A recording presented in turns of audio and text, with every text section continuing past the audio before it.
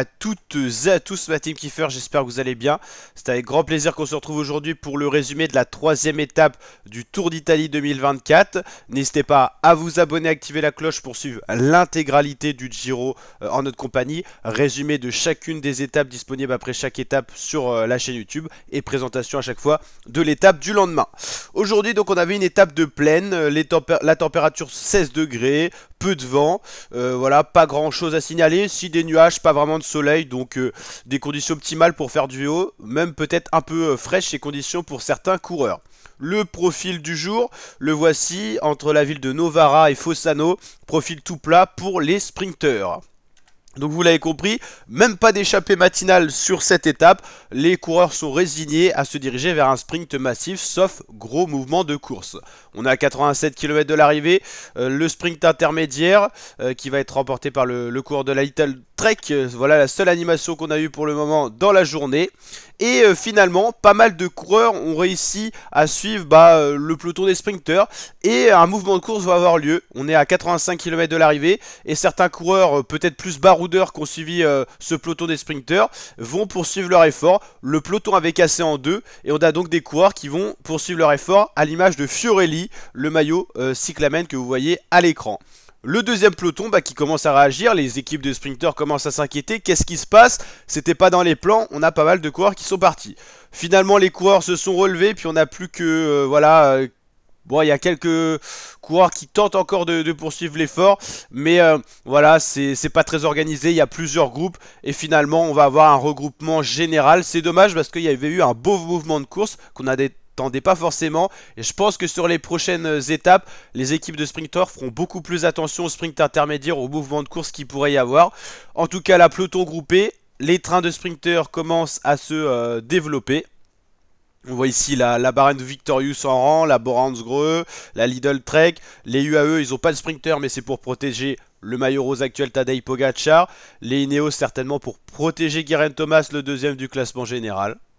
Voilà, course plutôt tranquille, mais il faut toujours faire attention dans ces courses et ces arrivées au sprint aux chutes massives avec la nervosité pour se replacer à l'avant, que ce soit pour les leaders du général comme pour les sprinteurs. C'est d'ailleurs pour ça que la règle des 3 km avait été instaurée, c'est-à-dire que dans les 3 derniers kilomètres, vous ne perdez plus de temps au général, vous êtes classé comme vous étiez à l'arrivée de l'arche des 3 km. C'était pour limiter les chutes dans les 3 derniers kilomètres où tout le monde voulait être placé pour pas être pris dans des cassures. Ça avait été une règle intéressante qui avait été mise en place.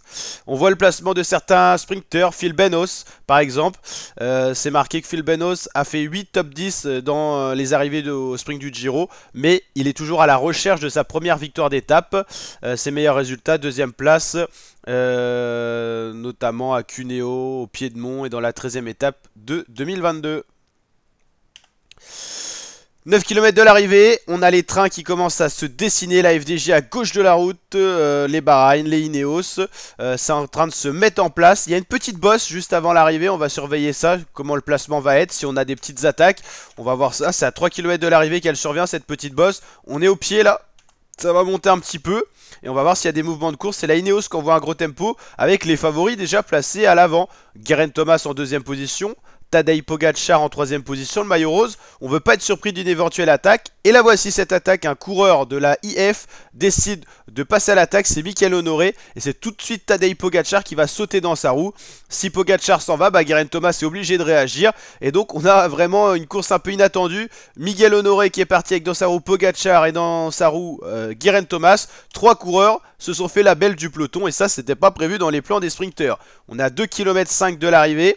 Miguel Honoré le Danois a emmené dans sa roue Pogacar et Geraint Thomas. Mais vont-ils prendre des relais?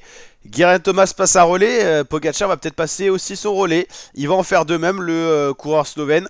Et c'est parti avec 3 coureurs. Mais le relais de Tadej Pogacar fait très mal et Miguel Honoré va très vite être distancé. Geraint Thomas en tant que bon pisteur, bon rouleur et coureur expérimenté va pas se mettre dans le rouge et va juste suivre Pogacar, ce qui sera déjà pas une masse à faire. Et donc on a 2 coureurs, les 2 premiers du général en l'occurrence, qui se sont fait la malle. On est à 1,4 km de l'arrivée, on a les 2 premiers du classement général sur une étape de sprint qui sont partis. C'est quand même un Giro assez surprenant. Tadej Pogacar, attention parce qu'il fournit toujours beaucoup d'efforts, il veut toujours être dans le spectacle. Mais 3 semaines de course pour gagner un grand tour, faut éviter les efforts superflus, et là peut-être que ça en est. Il prend le vent en tout cas, et sous la flamme rouge, on a quand même Geraint Thomas et Tadej Pogacar qui sont tous les deux.